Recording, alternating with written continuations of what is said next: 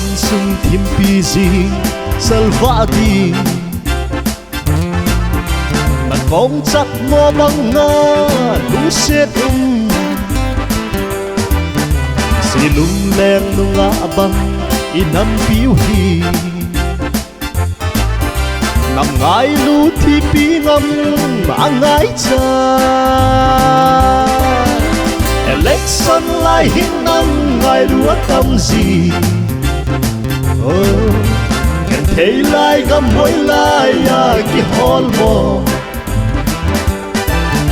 Kikhelna ingaichauve inampin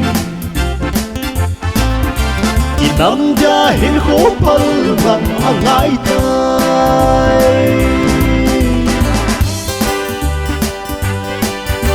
Letding deina in gamzo kote Litnalal na sanga nam dinggelin Ipupa hangsan na kivon jingin Gol dâu lẽ gol leng nam NGAILU hi hen election laihin NGAILU atamji Genthei lai gamboi'a kiholmo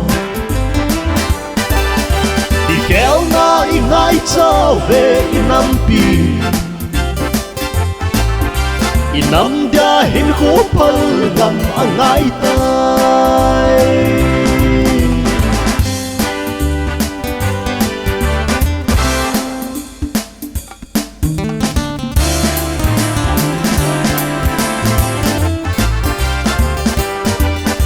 Na dui pul phat le na tha in khel zi Lung khat ngin ki son to dil belute Nam pi dia ding ngam ding hen phat hita Za dang te hen bola kon ong thol din election laihin NGAILU atamji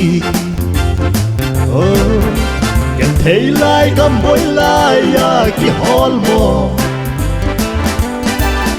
Kikhelna ingaichauve inampin Inamdia Hinkho phalngam angaitai